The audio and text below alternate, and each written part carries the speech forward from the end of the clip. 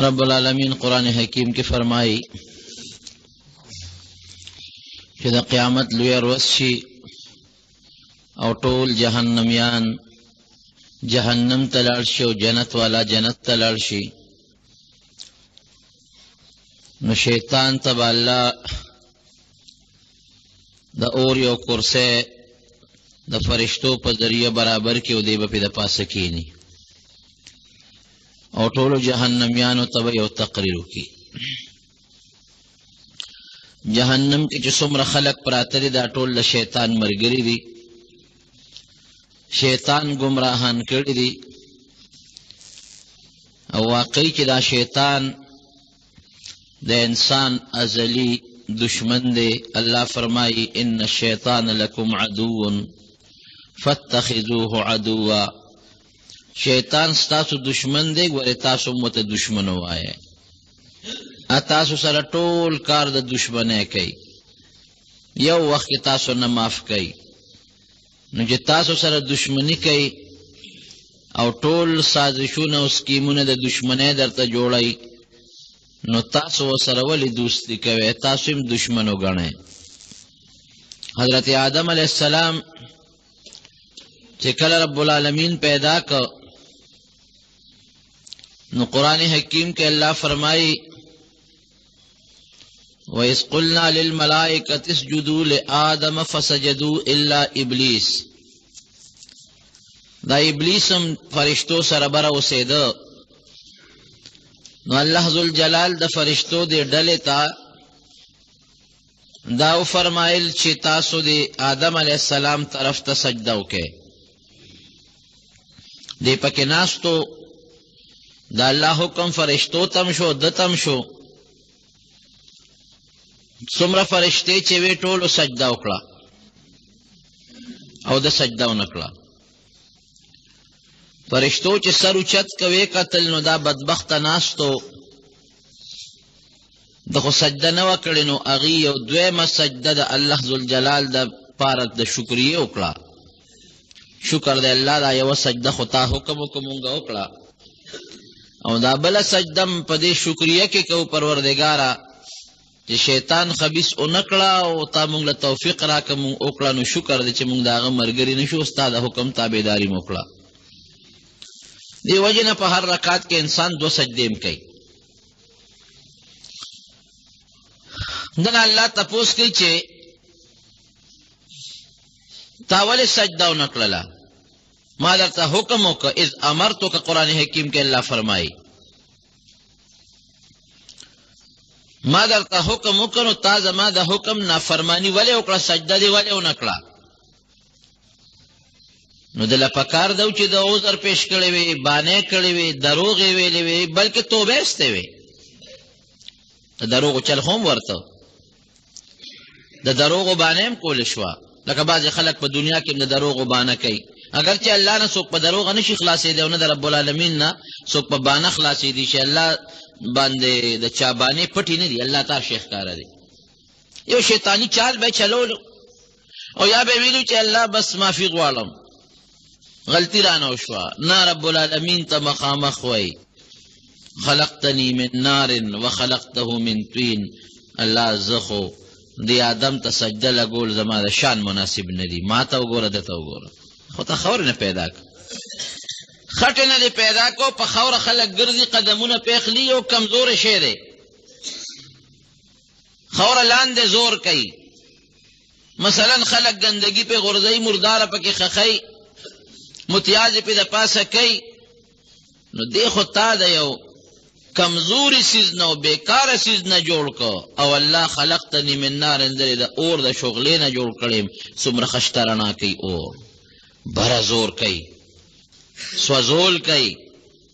هېڅوک پې طاقت نشي لرلی. انسان اخلی پخلی رڼا ګرمي د اور سره تعلق لري، بره اوچته شغله او لمبه وی. نو زه د اعلی او بهترین سیز نه جوړ یم، او دې د یو خاورې او د خټې د کمزوري سیز نه جوړ دی. ما غوندې لوی سړي له ده ته سجده کول نه دي پکار، زه ده ته سجده نه کوم. ګوره د الله حکم یې ټکراو، د الله حکم مقابله وکړه. اوس الله ښه پوهېده په دې خبره د الله د حکم مقابله وکړه او د ده خبره هم سرسري ده ګورې ځمکه اوچت شی دی اور خو د دې ځمکې نه پیدا دی چې ځمکه لرګي پیدا نه کړي ځمکه بکره پیدا نه کړي ځمکه ګوګړ پیدا نه کړي اور د څه نه بلی ځمکه چې نه اور لمبه په څه باندې کوي په څه بلی ځمکه چې خوراک پیدا نه کړي په اور پخلی د څه کوي د سرسري نظر باندې خبره وکړه د ځمکې خو ډېر لوی حقیقت دی کبر یو که قرآن حکیم کې الله فرمای ابا واستکبر وکان من الکافرین زما د حکم نه انکار یې وکړ او ډېر لوی کبر یې وکړ تکبر یې وکړ دا د شیطان لومبی خاصیت دی رونو کبر قرآن کې الله واستکبر کبر یې وکړ دنیا کې چې څوک لویي کوي کبر کوي لیکن شیطان صفت دی بس الله دې مو د کبر نه وساتي کبر دومره خطرناکه ګناه ده دا کبر چې سړی کوي خو ځان ته لوی وایي که نه سر داسې اوچت وړي سینه داسې لږه غوندې بار کي خپې ځان پسې راکاږي او د خلکو نه ځان داسې لږ لوی حسابوي نبی کریم صلی الله علیه وسلم فرمایي وی دا کبرجن خلک به د قیامت په میدان کې داسې واړه واړه ذلیله غوندې ګرځي لکه د میږو په شانتې پټې پټې خلک خپې به راکاږي د محشر په میدان کې دلته کبر کو سینې لوړه اوچتوله سر یې اوچتو هلته به د وړو میږو په شانتې په محشر په دې میدان کې د ذلت او د سپکوالي په نظر باندې د ذلت په انداز به ګرځي او فرمایي نبی کریم صلی الله علیه وسلم چې د چا په زړه کې د شړشم یا د اوري د دانې عمره کبري د جنت خوشبویي ور باندې حرامه ده حالانکه د جنت خوشبویي د 500 کالو په مزل محسوسیږي 500 کال چې څوک لري وي نو محسوسوي الا بزی جنت ته چې دا کبر ته الله وباسي جهنم ته ولیږي وی ډبی او دا کبر ته ووینځي نو الا بزی او خې پاک کی دا کبر نه لږه سزا هم نه ده چې په جهنم کې ښه وسوځئ زمونږ دا خلک چې جامې خیرنې شي نو بیا خیرنې جامې څوک نه اغوندي پاکی یې نو چې پاکی یې نو هغه اوس خو خلک په دې ماشینونو کې انځي او مخکې به یې ورته خوټکواڼې وې چې مونږ ماشومانو لاندې ټیم کې به صابون والا اوبه ګرمې کړې پکې به صابون ټوټې ټوټې وروغورځاو اوبه به یې واچولې او پکې به یې جامې واچولې اور به ورته بلېده او په هغه لرګي به هغه جامې په هغه ټیم کې لړلې نو بیا چې به هغه جامې د ټیم نه راوویستې نو صوباړې به یې ورته ونیوه اوس خو د صوباړې دور نشته صوباړې به یې ورته ونیوه نو په هغې به یې هغه جامې ډبولې او زمونږ دا طالبان په خپو او په لاسونو یې ډبوي نو چې ښې وډبوي او ښې په خوټ کېدلو اوبو کې جوش ورکړي او نچوړې کړي د هغې نه پسې بیا اغوندي دقه رنګې دا ګناهګار خلک د دې نه به د اخرې او دا ګن د جهنم په دې کنده کې پر صوباړو باندې او په ډبولو باندې او په خوټکولو ختموي نو چې دی پاک شي نو هله به جنت ته ځي نو چې د اوري د دانې عمره کبر وي نو نه به ځي دا کبر به هم ته جهنم کې سوځئ چې د دې اوري د دانې او د شړشم د دانې برابر دا پوټې کبر دام ته وسوځي نو هله به جنت ته بیا ځي او دا ولې رونو په کبر ولې الله خفه کېږي ځکه دا د الله صفت دی نو چې زما یو شي ورته ما سره ما نه هغه غواړې ما نه په زور غواړې نو زه پرې سره خامخا جګړه کوم الکبریا و ردای حدیث قدسی د نبی علیہ السلام فرمایي چې الله وایي چې فرمایي چې لوی زما جامه ده او چې څوک زما په جامه کې ما سره جګړه کوي نو ذلیل کوم به یې ګورې پرېږدم به نه نه شیطان نو بې صفت کبر دی الله دې ته وساتي وی د شیطان یو ځل چا تپوس وکړو یو نصیحت خو راته وکړو چې د پښتو کې پښتون نیک سړی یا بزرګ سړی به دې تپوس کړی اسیم د عبرت خبره ده نو ده ورته په جواب کې وی چې داسې مه وایه چې زه یم زه لفظ به نه وی زه لکه مونږ وایو که نه زه داسې داسې مه وایه چې زه یم دا خو کبر دی که داسې دی ووایي چې زه یم نو داسې به شی لکه چې زه یم ګورې که داسې دی ووایي چې زه یم نو داسې به شی لکه چې زه یم او دا چیلی چې دا وی دا چیلی می کوي می معنا هم زه که نه می کوي نو چې می وکړي نو سار چې ګورې د قصاب په تخ باندې هغه سر لاندې او خپې پرې راپاسې کړه چې تیز دی کبر خطرناک شی دی لومبې د کبر وکړه او دویم څه چلی وکړو دا شیطان صفت بیا په هغې صبر نه شو غټ کبر کوي رب العالمین ورته بیا وایي چې پرېږدم دې نه ذلیله مې کړې ځه رخصه خوار شي د اسمانونو نه کوزېږه ځه ما خبره دې ونه منله نو دې څه وایي ګور الله ته مخامخ شو ورنیغ شو وی د دې آدم د برکت نه خو تا زه ذلیله کړمه خو زما دې ستا په ذات قسم یوسه الله ته قسمونه خورې دومره شیطان خواصین دی خو دومره رزیل الله ته مخامخه وی زما دې ستا په ذات قسم یې چې د اولاد خو ما نه یو بم جنت ته نه دی د مخې نه او د شا نه او د ښي طرف نه او د ګس طرف نه او د بره نه د لاندې د هر طرف نه به په حملې کوم که یو څو نیکان بندګان دې رانه بچي خو باقي ټول به ځان سره د جهنم دې کندې ته بوځم الله مو ته قسم خوري وی تم قسم خوري او زم په ذات قسم خورم چې که ته ډېر هم خراب او خطا کې نو چې ما ته سر ښکته که نو زه به هغه ستا هغه ټول چې ګناهونه دې پې څومره کړي دي هغه په اوبو به ورله ووینځم ته تم تکړه شه ما ته قسمونه خوري را ذلیله یې کړم را ویې شړم پابندي نه ولګولې چې ته به جنت کې نه اوسې خو بس په مخه کله که زه یم لکه د جومات نه وځه نو سړی خو بیا هم راځي آدم علیه السلام جنت کې اوسېده د اوس دویم شیطانت ته یې ګوره وسوسه یې ورته ور واچولله ته حضرت حوا رضی الله عنها باندې آدم علیه السلام پیغمبر دی په هغه خو یې وس نه رسي حضرت حوا رضی الله عنها علیه السلام جنت دروازې له راغلې وه دې ولرې وی الله خو جنت کې اوسئ تاسو هغه خو یې نه پېژنې او بالکل الله فضل دی څه نه یې منې کړی وی یو بوټی دی هغې نه یې منې کړی دې له به ګوتې نه وړی ورته وایي دغه بوټي له ګوتې یوسې چل په دې بوټي کې دی ګورې که دا بوټي له ګوتې یو نړی او دا ونه خوړه نو دنیا ته هم کوځئ اسمانونو نه لاندې یو ځای دی هلته هم کوځئ او که د دې بوټي نه هم خوراک وکړو دې بوټي کې دا کمال دی چې همیشه و په جنت کې او ورته وایي نه نه داسې چېرته که موږ خپل الله منې کړي یو دې ورته قسم خوري زما د قسم په خدای وي په دغه الله چې درته ګورې رښتیا وایم قسم یې ورته وخوړ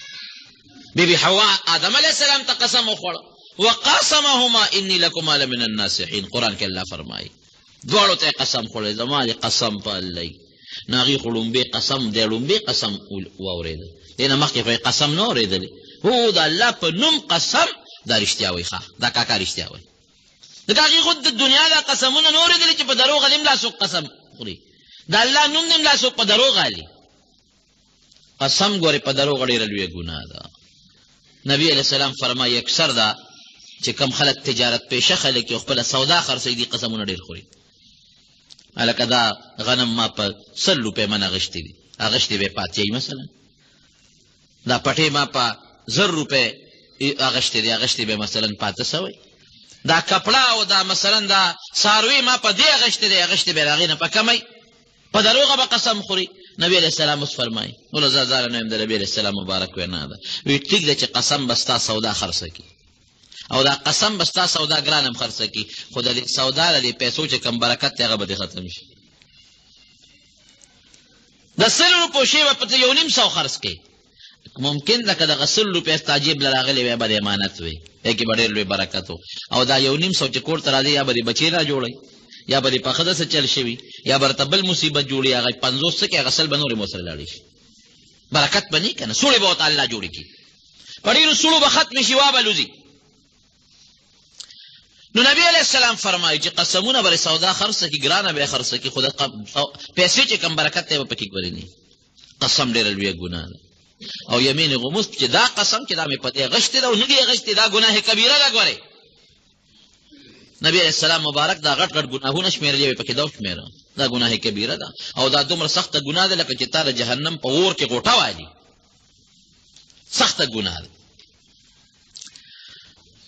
نو به هر کیف خبره مې دې پورې کوله چې قسم یې خوړه د دویم صفت دی په دروغه آدم علیه السلام او حضرت حوا علیه السلام هغې وی چې دا قسم دو خوړه نو په دروغه څوک د الله نوم نه اخلي نو قرآن کې الله فرمایي فنسي ولم نجد له عظما چې دوی سین قسم وخوړ نو آدم علیه السلام نه هغه د خدای حکم هیر شو بالکل چې د خو الله منې کړی یم هیر شو لکه الله نوم یې ورته واغېست هلته هیر شو چې ته هیر شو نو بس فورا یې بیا هغه بوټي له ګوتې یوړه او جبې له یې بوټي یوړه او د جنت جامې ته کوزې شوې ما تاسو نه وې منې کړی الم انهکما ان تلکما شجره دې ونې نه مې نه وې منې کړی ولې مو ګوتې یوړې الله دا یو کاکا خو مونږ ته ستا نوم واغېست که نه قسم نو ستا نوم نه مونږ سره هغار سره نه هیر شو فنسیه هیر شو الله وایي ولم نجد له عظما څه پخته اراده نه و هیره شو خبره زه چا به هم د شیطان سره اهبطو دې به هم کوزېږي تاسو به هم کوزېږئ زه دنیا ته اوس د دې بوټي خاصیت ته چې دا هم نه وي خوړلی نو جنت کې به چې دا مو خوړو دې سره خوله پیدا کېږي دې سره اودسماتې پیدا کېږي دې سره د پوزې دا شی پیدا کېږي دې سره لاړې پیدا کېږي د دې ټول انتظام جنت کې شته دی نه اوس به دنیا ته خامخا د شیطان دویم صفت قسم شو په دروغه قسم دروغ یې ورته وي دروغ او دروغ هم ډېره لویه ګناه ده بیا چې دې سنګ هغې د جنت نه را رخصت کړل خپل چالی وچلو نو علما لیکي مولانا عبدالحی صاحب رحمت الله علیه لیکي نفع المفتی والسائل کې وی دی په دریاب راغی راکوز شو دا غټ دریاب کې دا کبانو تاوېدل لا تاوېدل نو کبله ورغی یو غټ کبله وی غم خو درته جوړ شو که نه څه چل دی وی چې الله آدم پیدا کړ د هغې آدم به دې ځمکې ته یې راکوز کړ د هغه به بچي پیدا کېږي ستاسو ښکار به کوي خوري به هم هغه کب په منډه نورو ملګرو تالو وی په دغه مصیبت واوړېدو آدم خدای پیدا که دنیا ته به راځي او مونږ به خوري او مونږ به ښکار کوي د مولانا عبدالحی صاحب په دغه نفع المفتی والسائل کتاب کې لیکلي دي رساله ده وی الله د کب نه ژبه ختمه کړه چې لومبې شیطانت خو هغه وکړو دویم ورپسې تا وکړه چې ملګري له دې په منډه سوال جواب یې وړه مرګ خو به راځي نو یا په ښکار او یا په بل څیز یا په بل څیز نو بل صفت شیطانت شو شیطانت ډېره لویه ګناه ده او دا په مونږ کې لوی رواج دی ګورئ یو ته یو څه او بل ته بل څه او دا دونه خطرناکه ګناه ده نبی علیه السلام فرمایي من کان ذا وجهین فی الدنیا کان له یوم القیامة لسان من نار څوک چې په دنیا کې دو پړی کوي یأتی هؤلاء بوجه دې سړي ته په یو مخ راځي او دې بل ته بوجه په بل مخ راځي یو ته یو سوی بل ته بل سوی د قیامت په ورځ به د شیطان په دې خوله کې د اور ژبه تاویږي را تاویږي خوله کې به یې اوري نولي به دا ډېره خطرناکه ګناه او چې د چا په شیطانت مړی شو دا به نه وایي چې او ډس خو هغه پلانکي کړی دی قاتل خو هغه دی نه چې د چا په شیطانت دا مړی شوی دی دغې قاتل چې څومره ګناه د قتل شوی دی دومره د دې شیطان هم ورسره ده کړی شیطان کم دی پاتې کېږي ګناه به خامخا ورکوي سزا به الله ورکوي ورپسې بله خطرناکه ګناه چې آدم علیه السلام کله په دنیا کې ژوند تېر کړ نو قابیل او حابیل بچي پیدا شو قابیل یې ولمسو په مخ د ځمکه اوس دې نه خطرناکه ګناه بله نشته ویې لمسه ورور یې پرې مړ کړ لومبې قتل چې قابیل وکړ او خپل ورور یې مړ کړ حابیل دا هم د دې شیطان په چال باندې د ابلیس په چال باندې ګوره د زندګي او د ژوند ټوله د ګناه ده منصوبې دا ده او الله ته یو درخواست خو کړی که نه وي الله خو دې ذلیله خو دې کړمه خو یو سوال دنه کوم دا خو مې قبول کړ امام غزالی رحمت الله علیه لیکلی دي منهاج العابدین کې چې 80,000 کاله د الله عبادت کړی دی ګورئ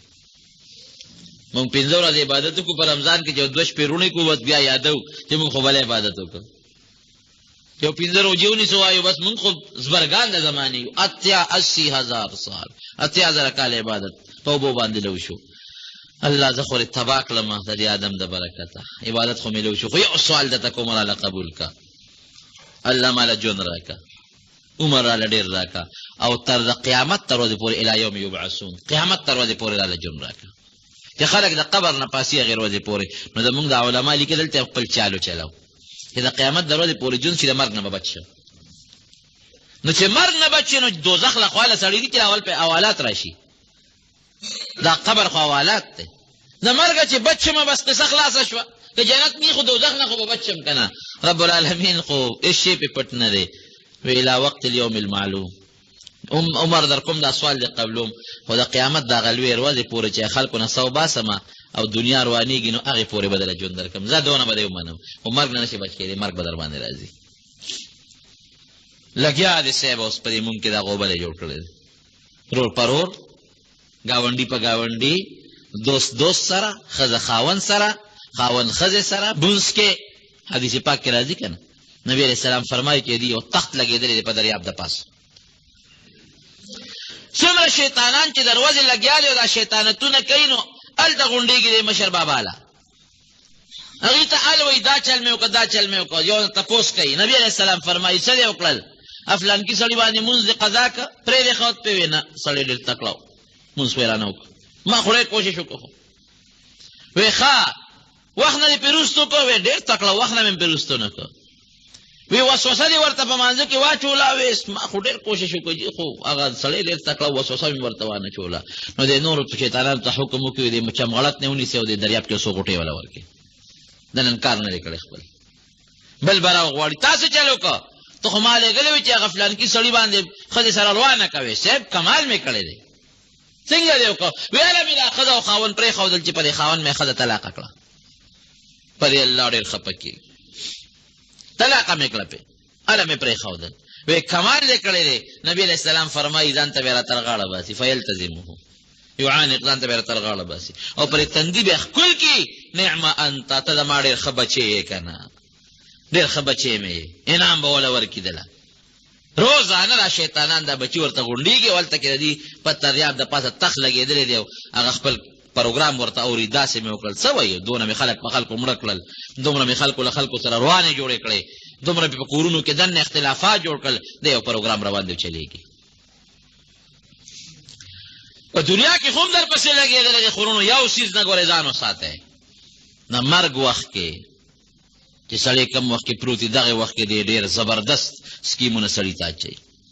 قسم قسم به راته اچوي. کله به راته وایي خدای نشته کله به راته وایي پیغمبر نشته کله به وایي د اسلام غلط دی کله به څه راته وایي کله به راته څه وایي. امام راضي رحمت الله علیه کوم چې یو ډېر لوی عالم تېر شوی دی عظیم او یو کتاب یې لیکلی دی ځان له مستقل چې د رب العالمین په وجود باندې هغه 360 دلایل لیکلی دي. الله موجود دی ولې دی دلیل الله موجود دی شته دی دی دلیل دی دلیل. شیخ نجم الدین رحمت الله علیه سره د یو ځل ملګرتیا او صحبت پاتې شوی. نو یو ځل هغه شیخ نجم الدین رحمت الله علیه لګیا دی او دس کوي خپل شاګرد ورته لوټې نه وباچي کمزوري دی بوډا دی دی اوس دا لاسونه انځي هغه پې لوټه تشوي. شاګرد یې لاړ بله لوټه یې راوړه هغه یې پې تشه کړه بله یې راوړه هغه یې تشه کړه او شاګرد لګیا دی او دې په دې لاس وباچوي او سوچ کې تللی دی. اخره کې له یو چونګ اوبه راواخېست داسې وویشتې وې ورته وایه که نه چې بې دلیله خدای منم داسې ووایه. او بیا شاګرد ته وی اوبه راواچوه او داسې وکړه. شاګرد ته تپوس وکړو صاحب دا مونږ خو څه پوه نه شو دا خبره دې چا سره وکړې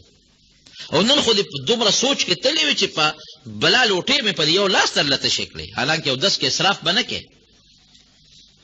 وی الله تعالی ما ته امام راضي را مخامخ کړ خو ډېر لرې د میاشتو په مزل دا کشف ورته وایي. راته الله وښوم امام راضي رحمت الله علیه لوی عالم بهترین زنقدن کې پروت و خدای راته وښو او د زنقدن وخت کې ولا شیطان راغلی دی هغه ورته ناست دی. ما ته هغه دواړه خدای وښول. شیطان ورته وایي الله نشته دی ورته وایي شته دی دلیل. بیا ورته وایي دا دلیل خو دې بېکاره دی مړه نه ولا باطل کی. نو امام راضي ورته دویم دلیل وایي.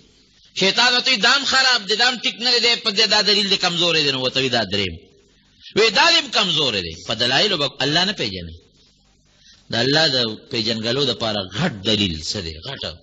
هغه د کائناتو ته وګوره د نور او سپومیو د بوټو ته وګوره د خپل ځان ته وګوره دی نه غټ دلیل. یو زمیندار له وایي شیطان د انسان په شکل راغی بابا خدای شته وي یو څه دلیل دی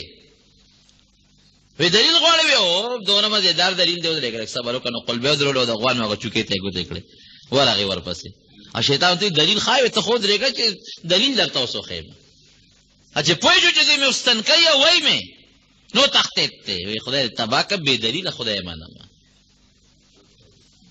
دا زه چې د مور په ګېډه کې نهه میاشتې مې تېرې کړي نه را باندې رڼا لګېده او نه را باندې نور لګېده نه ډېرال شته او نه ټټی شته او نه بیت الخلا ته شته نو دا انتظام ما له چې کم ذات کړی دی نو وسه شته که نه ځکه دا بچې خو چې د مور نه پیدا شي نو ته په دغه پرده کې دوباره بند که چې 2 منټه ژوند تېر کړي نو خو هلته د ژبه ګرځي نه پوزه ګرځي نه سترګې ګرځي نه سترګې ړندې دي نه غوږونو کې دننه اوبه تللي دي اوبو کې ډوب پروت دی اوبو کې ډوب پروت دی نه سترګو کې اوبه دي نه په غوږونو کې اوبه دي او د سماته چې دی خوراک پکه مه کوي او هغه خوراک پکه چې نه پیدا شي نو متیازي وکړي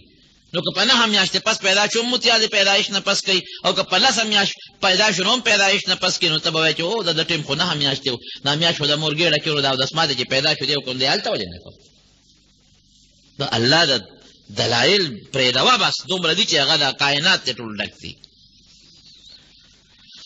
خو به خلکو یې په دې قبر کې خو به دا څنګه دا پیغمبر علیه السلام به څنګه روزه ورته وښیي. نو اوس خو د ټي وي او دا موبایل ټلیفونونه ورسره ته خدای پاک وښول او کمپیوټر یې خو دې ولیدې. دا سکندونو کې به څنګه دا خبرې هلته رسېږي. اوس هغه هر څه درته معلوم شو. دا راته الله ښیي. ګورې دا د الله دا ساینس هم رب العالمین انسان ته په دې ذهن کې دا طاقت او دا عقل واچي انوالب کېږي. هر ساینس کې ایجادات نشي کولی، انسان یې کوي. انسان ته د عقل الله ورکړی دی. بهر کیف وی چې دی ورته دا دلیل دی بېکاره. وی ښه دا بل وی دا هم ټیک نه دی. وی ښه دا بل دلیل وی دا هم ټیک نه دی. وی 380 دلایل یې ولا ټول برباد کړل. وی زه ورته نیغ ګورم چې خدایه اوس به امام راضي تکړه شي. وی مې چې بس کله آخري دلیل دی کله یې مولا تباه کړ نو دا امام راضي خو به بې ایمانه له دنیا نه لاړ شي. یو چونګ اوبه مې راواغېستې ورو مې ویشتې. وی رب العالمین زما هغه چونګ د هغه سینې ته ور ورسولی. او ته مې ویل چې نیکبخته ورته وایه چې بې دلیل الله منم. وی بې دلیل الله منم دلایل دې پرېږده. نو شیطان ته پنجې وویستلې او سا یې ورکړله. د دغې وخت کې هم درته ګورې راځي. ځنکدن وخت کې به راته کښېني. کله به راته یوه عقیده را مخکې کوي، کله به راته بله عقیده مخکې کوي، کله بله عقیده. یاد وساتئ په رب العالمین خپل اعتقاد او خپل یقین ګورې محکم وساتئ. مکمل دا خپل یقین وساته چې خالق د کائناتو مالک رازق بیماری پیدا کوونکې لرکوونکې ژوند مرګ بچي ورکول دا ټول ګورې بغیر د الله نه بل څوک نشي کولی. دا عقیده مضبوطه کړئ. دی به شیطان له وخت کې راځي به درته وایي دا یو کار خو پکې الله هم کوي دا بل خو ورسره پلان کې هم کوي. دا یو کار خو دی هم کوي دا بل خو پلان کې هم کوي. تزلزل عقیده به دی یو جړقی ته به برباد به دي کې. ګورئ مالک د خیر او د شر د فایدې او د ضرر څوک تېرونو یو الله دی. دا ذهن کې واچوئ. دا عقیده په الله وساته چې رازق زما الله دی بل څوک نه دی. او قسم قسم چالونه جوړئ په دنیا کې. بدر کې راغې ودرېد د انسان په شکل کې راځي. ابو جهل ته وایي چې د یو لوی قوم د مشر په شکل راغی. وایي زما قوم را روان دی او 2000 لښکر دی ورسره 2000. د یو لوی ملک د یو قوم د مشر په شکل راغلی و. ورته کړه شه. ابو جهل هم خپلو ملګرو له خوشخبري ورکړه چې دا سړی راغلی دا بابا د پلانکي قوم مشر د قوم د 2000 سره را روان دی تکړه شی ورته. هلته کې جبریل علیه السلام نازل شو بدر کې. نو ته خو پېژنده چې دا جبریل علیه السلام دی چې هغه نازل شو. قرآن حکیم کې الله فرمایي ابو جهل نه لاس وویسته. ده سره لاس نیولی و دواړه روانو دغه لاسونه یې ټال ورکاو په میدان کې جنګ کې ګرځېدل. خو چې ویلې ده چې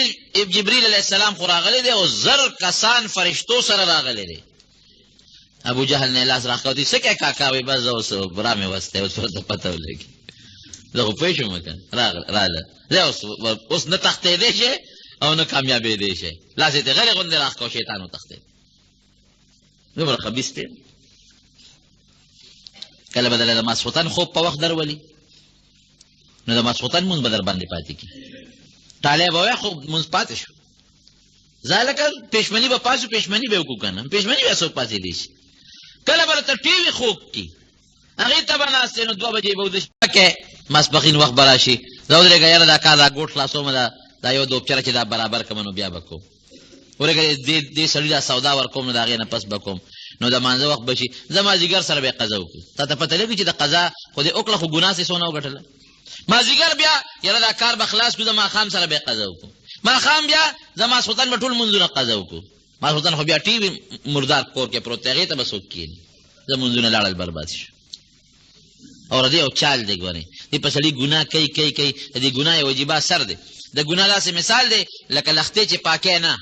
ګن پکې نښلي نښلي نښلي اخره کې هغه ګن دغه لښتي پورې دومره کلک شي چې بیا په چوکه او په سیخ باندې ته یې ګن نوځي.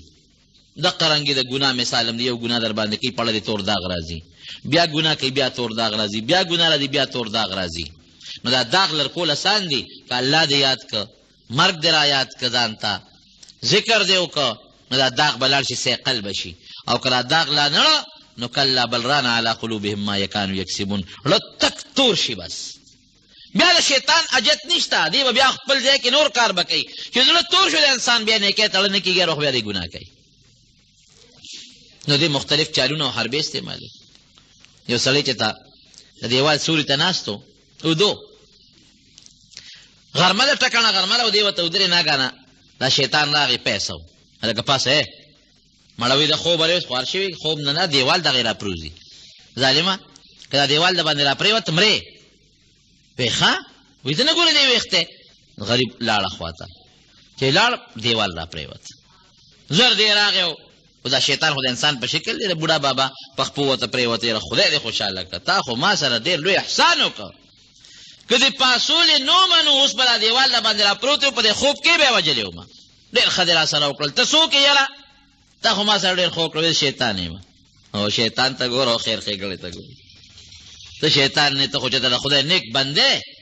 څوک ولی څوک زبرګ انسان یې ما سره څونه وی شیطان یم که نه خدای والي وی نه شیطان څوک د مرګه بچ کوي وی ظالمه شهید کېدې اوس به تم راته جنت کې تاویلې را تاویلې شهید کېدې که دیوال د باندې را پرېوتی و مې ودرېږه چې شهادت دا مرتبه خو د نصیب نه شي که نه دې نه مې وویستې ګوره قسم قسم چالونه وله ورځي په مختلفو طریقو دله را تاویږي او چې کله مري بیا قیامت نه مخکې دا بچی یې پیدا کېږي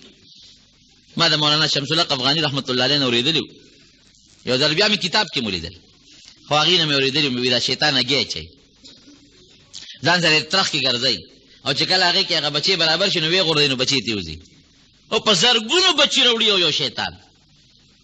په زرګونو نو دا بچی خو یې دغسې سمري او څه دغه کېږي چې کوم وخت کې د قیامت دا وخت را نږدې شي او الله تعالی دا نظام درهم برهم کوي نو ده پسې به اسرائیل علیه السلام ورشي ده نه هم سو باسي لکه بچو نه چې سو باسي لکه غوندې مهلت به وله ورکړي د الله عرشي کې حکمت دې به ترې منډې وایي نو په بچ کېدو خو نه شي خو هغه منډه ته وایي خو لا ټیم یو منټ نیم پاتې او سجدې به لګوي سجدې به لګوي یا الله توبه وباسم توبه وباسم یو ځای کې به دې سجده ولګوي نو اسرائیل علیه السلام به کلک راونیسي خو هر شي پوه شوې چې کوم ځای یې سجده ولګوله وایي نه دا کوم ځای دی وایي د آدم علیه السلام قبر دی مخکې او توبه توبه توبه هغه سجدې نه به توبې وباسي او دغسې یو روایت کې راځي چې قیامت کې به دې سوځي په زرګونو کاله به دې وسوځي نو رب العالمین به یې راوباسي او آدم علیه السلام به ورته جنت نه راوباسي زه یو کار وکړه که نه اوس الله ته پته ده چې دې دا کار نه کوي وی یو کار خو وکړه که نه وی اوس دې آدم علیه السلام ته سجده ولګوه اوس ته یم بخم دا د الله په علم کې ده چې دې دا کار نه کوي ځکه نه اوس سجده وکړه نو اوس ته بخم څومره به جهنم کې چغې به وي دومره روړې به وباسي چې جهنمیان به له دره چغو نه تنګي دومره چغې به وباسي وایي دا اوس سجده ولګوه نو بخم دی وایي دا چل نه کوم دا کار نه کوم دومره ضدي دی ښه دومره ضدي ځان دا ظلم ګوره د شیطان صفت دی نو چې کله دې جهنم ته الله دننه کي یو حدیث پاک کې راځي چې کوم وخت یو انسان پیدا شي ماشوم او دې کله ورو بالغ کېږي نو یو شیطان ورسره ملګری شي قرین ورته وایي د ملګری یعنې پیوست ملګری او سره ملګری شي نه ورسره تر مرګه پورې نور شیطانان هم لګېدلي خو دغه یو ورسره تر مرګه پورې وي نو د قیامت پر ورځ چې دا کافر سړی الله جهنم ته غورځوي یا دا بدبخته ګناهګار چې الله جهنم ته غورځوي نو چې هغه کوم یې د جون ملګری شیطان نو ابه ورسره په یو پړي وتړي په یو دغه به وتړي څه ورته وایي دا اتکړی باندې زنځیر به وتړي او دواړه به جهنم ته غورځوي مولوي صاحب د خدای پاک وبخي چې دا حدیث یې مونږ ته وی نو هغه وی هغه سزا د انسان هغه عذاب په خپل ځای خو دا ډېر لوی شرم دی چې په یو زنځیر سړی د شیطان سره تړلی شي او جهنم ته غورځېږي دې ذلت نه دې الله محفوظ وساتي جهنم ته رب العالمین وغورځوي نو هلته به ورته د اور کرسۍ تیاره کړي نو دی به پرې ودرېږي او دا ټول جهنمیان به ورته مخامخ کښېنوي ځکه نه د یارانو ته خو اوس تقریر وکړه دا خو ستا د لاسه دی جهنم ته راغلی دي که ده نو دی به څه وایي وقال الشیطان لما قضي الامر ان الله وعدكم وعد الحق ووعدتكم فاخلفتكم یو وعده را سره الله کړی و یو سره ما کړی الله خدا وعده کړی چې مرګ شته جنت شته دوزخ شته عذاب شته خوشحالي شته دا څیزونه د الله وعده رښتونې وه بلکل چې څه ویلو بلکل رښتیا وه یو د سره ما وعده کړې وه چاته به مې وي خدای نشته چاته به مې وي دوه دي چاته به مې وي مرګ نشته چاته به مې وي جنت نشته چاته به مې وي دوزخ نشته فاخلفتکم ګورې ما ټولې وعدې در سره خرابې وکړلې ټولې غلطې ثابتې شوې وما كان لي علیکم من سلطان الا ان دعوتکم نو بیا د سترګو کې د جهنمیانو له لږې خاورې اچوي وی ما سره مټه خو نه وی راښکلې چې را باندې مې زناګانې کولې، ما سره مټه خو نه وی رانیولې چې بت ته مې در باندې سجدې کولې. تاسو ذلي دی ما خو ځینې له زړه کې وسوسې اچولې، دا ګناه خو تاسو په خپله کوله. ما کم یو سړی د مټه نیولې دی او په زور مې بت ته کېنولې چې شابه سجدې ورته کوه، کم یو سړی مې په زور رانیولې دی او ګناه ته به کېنولې چې شابه دا ګناه پې کوه. وما كان لي عليكم من سلطان الا ان دعوتكم فاستجبتم لي. زما خبره ومنله او چې هغه کم الله ستاسو خالق دی، رازق دی، مالک دی، دا هغه خبره هم نه منله. ما انا بمصرخکم وما انتم بمصرخیه. نه تاسو زما د چغو جواب کولی شئ او نه زه ستاسو له چغو جواب کولی شم. وخی چغې اوس تاسو هم چغې وباسئ او زه به هم چغې وباسم. بدبختیانو چې کم ذات رزق درکو، کم کور درکو، کم عزت درکو، کم ژوند درکو، کم مال درکو، کم بچی درکول، کم نعمتونه درکول، دا هغه خبره هم نه منله او زما خبره هم منله. او ما کم یو د مټه نیولې دی او ګناه ته مې کېنولی دی. دا یو تقریر و که دا زیات په خاورو په سترګو کې خاوره اچول. نورونو دا زمون خطرناک دشمن دی. ان الشیطان لکم عدو فاتخذوه عدوا. قرآن حکیم کې الله فرمایي دا ستاسو دشمن دی او دشمن یې وګڼئ ګورئ. او ستاسو له نیکه د آدم علیه السلام او د نیا د حضرت حوا دشمن دی. نو چې هر کله او د جنت نه د په وسوسه تاسو راوتئ نو د دې ظالم بدبخته د خپل دشمن ووایئ. او اوس هم دشمن دی. یو سړی چې هله پړق ورکړي نو نه هېرېږي، وایي د زوال وم. یو سړی چې هته کنځل وکړي نو نه هېرېږي، وایي د ما ته پلانکي وخت کې د ما مور کنځلې وه، د ما ښځه یې کنځلې وه. نو دا بدبخته خو سړي باندې دا چې څومره ګناهونه او دا کنځل کېږي خو له ده په وجه کېږي. دا څومره چې سړی جهنم ته او د الله په غضب او په قهر اخته کېږي خو له ده په وجه کېږي که نه. نو باید مونږ ومنو چې کوم حکمونه د الله او د الله رسول ویلي دي، که ته هغه حکمونو پابندي نه کوې دا د شیطان تابعداري شوه. چې د کوم څیز نه الله او د الله رسول منع کړی او ته ترې منع نه شوې هغه کار دی وکړه نو دا هم د شیطان تابعداري شوه. پروردګار رب العالمین زموږ د شیطان د چالونو نه او د هغه د وسوسو نه محفوظ وساتلي کړي. دعا وکړئ د جمع چې الله پاک راله حفاظت راکړي. یا الله شیطان د سکیمونو نه وساتي، الله را در چالونو نه وساتي. دوه دشمنان دي، یو ته نفس اماره بسوء دا د انسان دننه د زړه دننه غل دی، او یو دا شیطان دی ابلیس دا د بار غل دی. چې د کور غل او د بار غل یو ځای شي نو هله کنډر کېږي. که د کور غل نه د بار غل هم څه نشي کولی، او که د کور وي او د بار نه نو بیا هم کاته نیمګړي وي. نو د نفس خواهشاتو نفسانیه او د شیطان دغه نه د